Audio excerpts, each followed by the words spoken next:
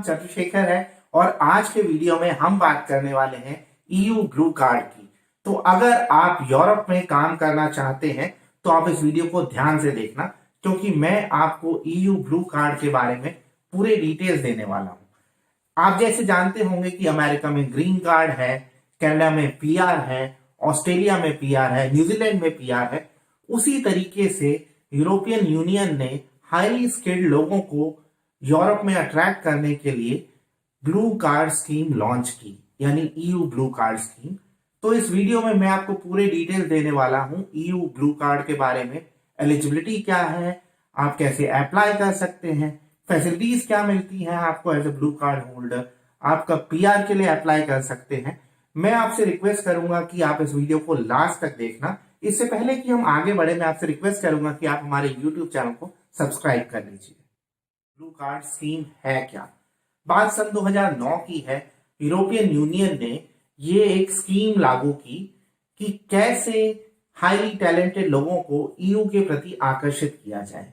तो EU blue card scheme जो है वो 2009 में अप्रूव हुई, लेकिन ईयू ब्लू कार्ड्स इशू होने शुरू हुए सन 2012 में। अब देखिए, जो ईयू ब्लू कार्ड है ये ईयू की 27 में से 25 कंट्रीज इशू करती हैं। सिर्फ 2 कंट्रीज हैं जो ईयू ब्लू कार्ड इशू नहीं करती हैं, वो है डेनमार्क और आयरलैंड। उनकी अपनी स्कीम्स हैं हाईली टैलेंटेड लोगों को अपनी कंट्रीज के प्रति आकर्षित करने के लिए। तो हम यहाँ पे समझ लेते हैं कि ईयू की 27 में से 25 countries EU blue card scheme का हिस्सा है, यानी आप इन कंट्रीज में ईयू ब्लू कार्ड के लिए अप्लाई कर सकते हैं। अब जो सबसे ज्यादा ब्लू कार्ड पिछले कुछ सालों में किसी कंट्री ने दिए हैं वो जर्मनी ने दिए हैं। जर्मनी आमतौर पे ईयू ब्लू कार्ड देता है नेचुरल साइंटिस्ट को, मैथमेटिशियंस को, इंजीनियर्स को, डॉक्टर्स को, आईटी प्रोफेशनल्स को, और इसके अलावा और लोगों को भी ईयू ब्लू कार्ड मिल सकता है। ईयू ब्लू कार्ड होता क्या है ये तो मैं आपको बता चुका हूं। अब मैं आपको ये बताऊंगा कि आप ईयू ब्लू कार्ड के लिए क्वालिफाई कैसे करते हैं। अब देखिए, जैसे मैंने बोला था कि जो ईयू ब्लू कार्ड है वो हाईली क्वालिफाइड लोगों के लिए है। तो सबसे ज्यादा जरूरी है कि आपके पास यूनिवर्सिटी डिग्री होनी चाहिए। आप सपोज करिए जर्मनी में ईयू ब्लू कार्ड के लिए अप्लाई कर रहे हैं, तो आपके पास एक ऐसी डिग्री होनी चाहिए जो जर्मन डिग्री के इक्विवेलेंट हो, तभी आप ईयू ब्लू कार्ड के लिए अप्लाई कर सकते हैं। इसके अलावा जो दूसरी शर्त है कि आपकी मिनिमम वेजेस कितनी होनी चाहिए। अब देखिए, जर्मनी में ईयू ब्लू कार्ड के लिए 2 वेजेस निर्धारित की गई हैं। एक है ऐसी स्किल्स के लिए जो शॉर्टेज में है, जैसे मैंने आपको बताया नेचुरल साइंटिस्ट हैं, मैथमेटिशियंस हैं, इंजीनियर्स हैं, डॉक्टर्स हैं, आईटी प्रोफेशनल्स हैं।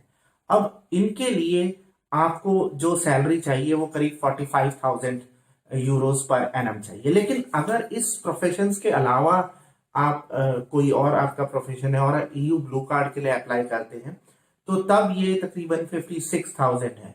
अब मैं आपसे रिक्वेस्ट करूंगा कि आप उन कंट्री की इमिग्रेशन वेबसाइट पे जाके एग्जैक्ट फिगर चेक करें कि मिनिमम वेजेस रिक्वायरमेंट कितना है उस कंट्री में ब्लू कार्ड के लिए अप्लाई करने के लिए। जर्मनी का मैंने आपको बताया कि 45,000 अगर आप मैथमेटिशियन है, आईटी प्रोफेशनल है, इंजीनियर है, डॉक्टर है, और अगर आप इसके अलावा किसी और कैटेगरी में यू ब्लू कार्ड अप्लाई कर रहे हैं तो आप की जो इनकम है वो 56,000 यूरो होनी चाहिए।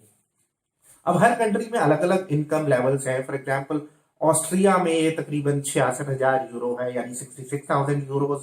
अगर हम नीदरलैंड्स की बात करें, इट इज अबाउट 72,000 यूरोज। अगर हम चेक रिपब्लिक और हंगरी जैसी कंट्रीज की बात करें तो ये करीब 20,000 यूरो है। तो डिपेंड करता है उस कंट्री के इनकम लेवल्स पे। आमतौर पे ईयू ब्लू कार्ड के लिए जो आपकी इनकम है उस कंट्री की जो एवरेज इनकम है उससे 1.5 गुना ज्यादा होनी चाहिए। इस मामले में ये थोड़ा सा, जैसे अब हम यूएस में H1B वीजा से कंपेयर करें तो ये थोड़ा सा अलग है, क्योंकि यूएस में ऐसा नहीं है लेकिन ईयू में ऐसा है। और जैसा मैंने पहले बोला था कि ईयू में पॉपुलेशन घट रही है और एज हो रही है। ईयू में एवरेज एज 43.1 है, तो इसलिए ईयू में टैलेंटेड लोगों की जरूरत है, टैलेंटेड और हाईली स्किल्ड लोगों की। अब यहाँ पे एक और बात कर लेते हैं कि फैसिलिटीज क्या क्या मिलती हैं। अब देखिए, as a EU blue card holder आप अपनी फैमिली को अपने साथ ले जा सकते हैं और आपको उस कंट्री में सेम राइट्स मिलेंगे जो वहाँ के लोगों को मिलते हैं। आपके बच्चे जो हैं वो पब्लिक एजुकेशन उसी तरीके से अवेल कर सकते हैं जिस तरीके से उस कंट्री के रेजिडेंट्स को मिलती है। और जैसे मैंने आपको बताया कि ईयू जो ब्लू कार्ड है ये ईयू की 25 कंट्रीज में ये स्कीम लागू है। अब ईयू ब्लू कार्ड आप या तो इंडिया में उस कंट्री की एम्बेसी में अप्लाई कर सकते हैं, या अगर आप ऑलरेडी उस कंट्री में हैं और आपके पास एक ऑफर है जिससे आप ब्लू कार्ड के लिए क्वालिफाई हो रहे हैं, तो आप उस कार्ड में उस कंट्री में भी ईयू ब्लू कार्ड के लिए अप्लाई कर सकते हैं। और अप्लाई करने के लिए आपको डॉक्यूमेंट्स मैंने आपको बता दिया कि कॉन्ट्रैक्ट सबसे मेन है, और कॉन्ट्रैक्ट कम से कम 1 साल का होना चाहिए। ईयू ब्लू कार्ड की वैलिडिटी आमतौर पे ज्यादा से ज्यादा 4 साल हो सकती है, और डिपेंडिंग ऑन दैट कंट्री आप उधर उस कंट्री में पीआर के लिए भी अप्लाई कर सकते हैं यू ब्लू कार्ड मिलने के बाद। फॉर एग्जांपल जर्मनी की हम बात करते हैं कि जर्मनी सबसे ज्यादा ईयू ब्लू कार्ड इशू करता है, तो जर्मनी में आप 22 से 31 महीने के बाद ईयू ब्लू कार्ड अगर आपके ऑलरेडी है तो आप पीआर के लिए अप्लाई कर सकते हैं। उसके लिए जरूरी है कि आपके पास B1 लेवल की जर्मन आपको आनी चाहिए। ऐसे ही हंगरी में आप 3 साल के बाद नेशनल परमानेंट रेजिडेंसी के लिए अप्लाई कर सकते हैं। तो हर कंट्री के अलग अलग नियम हैं। तो ईयू ब्लू कार्ड एक तरीके से पाथवे भी है ईयू में सेटल होने के लिए। और इसके अलावा देखिए, मैं आपको रिकमेंड करूंगा अगर आप ईयू ब्लू कार्ड के लिए अप्लाई करना चाहते हैं और आप बाद में ईयू में सेटल होना चाहते हैं, तो आप उस जिस कंट्री में भी आप एम कर रहे हैं वहाँ की भाषा भी सीखना शुरू कर दीजिए। अगर आप जर्मनी में अप्लाई करना चाहते हैं ईयू ब्लू कार्ड तो जर्मन सीखना शुरू कर दीजिए, फ्रांस में तो फ्रेंच सीखना शुरू कर दीजिए, हंगरी में तो हंगेरियन सीखना शुरू कर दीजिए, नीदरलैंड्स में तो डच सीखना शुरू कर दीजिए। अगर आपके कोई और सवाल है ईयू ब्लू कार्ड के बारे में तो आप मुझसे पूछ सकते हैं, और मैं कोशिश करूंगा कि मैं आपके सवालों के उत्तर दे सकूं। आज के वीडियो में बस इतना ही। जाते जाते मैं आपसे एक बार फिर दोबारा से रिक्वेस्ट करूंगा कि आप हमारे यूट्यूब चैनल को जरूर सब्सक्राइब करें। वीडियो देखने के लिए बहुत बहुत धन्यवाद।